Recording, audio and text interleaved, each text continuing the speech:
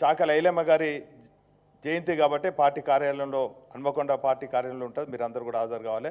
మరి రామన్న మాట్లాడక ముందు చిన్న రిక్వెస్ట్ అన్న, ఇంతకుముందు వాళ్ళందరి కోరిక మేరకు మీరందరూ కూడా వాళ్ళందరూ సీనన్న చెప్పినట్టు మెయిన్ పార్టీ మీటింగ్ కానీ ఎక్కువ మీ అందరినీ కలవాలి, ఫోటోలు దిగాలన్నారు.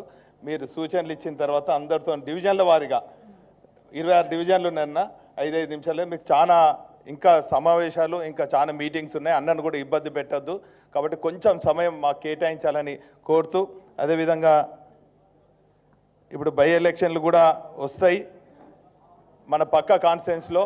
మా వాళ్ళందరూ కూడా ఏ ఊర్లో గన్పూర్ కాన్స్టిట్యున్సీలో ఏ ఊర్లో బంధువులు ఉన్నారని రాసుకున్నారన్న, ఒకవేళ బై ఎలక్షన్స్ కనుక వచ్చినట్టయితే ఖచ్చితంగా మా వాళ్ళు సైనికుల్లాగా స్వచ్ఛందంగా ఆ గన్పూర్ కాన్స్టిట్యున్సీలో ఉన్నటువంటి దానికి పోయేదానికి ఉద్యమకారులాగా సంఖకు సంచేసుకొని పోయేదానికి సిద్ధంగా ఉన్నారన్న. కాబట్టి దెబ్బకు సంచేసుకొని పోయేదానికి సిద్ధంగా ఉన్నారు. ఇప్పటికే ఏ గ్రామంలో ఎవరున్నారో రిలేటివ్స్ అన్నీ కూడా రాసుకోవడం జరుగుతుంది. అదేవిధంగా సోషల్ మీడియా కూడా కొంచెం బలోపేతం చేయాలన్నారు. ఇంతకుముందు సీనియర్ చెప్పినట్టు నిజంగా కూడా మనం చేసినవి చెప్పుకోలే, అందులో నా తప్పు కూడా జరిగింది. కేటీఆర్ అన్న దగ్గర నుంచి చెప్తా, ఒక్క నిమిషం. కేటీఆర్ అన్న దగ్గర నుంచి ఒక్కొక్క నిమిషం, అదే మాటలు కాదు చేతలలో చేద్దాం.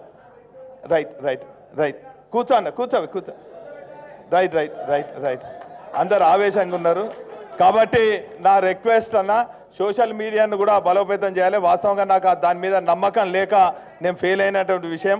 రామన్న కూడా చాలా సందర్భాల్లో నన్ను కొప్పడ్డాడు. తర్వాత ముగ్గురిని మొన్ననే కొలతం దిలీప్ గారికి పరిచయం చేయించారు. మన నుంచి ఒక ముగ్గురిని ఇక్కడ ట్రైనింగ్ ఇప్పిద్దాం.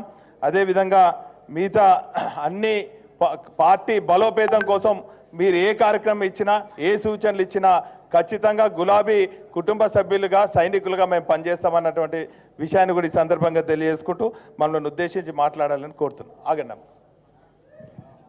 జై తెలంగాణ. గౌరవనీయులు పెద్దలు శాసన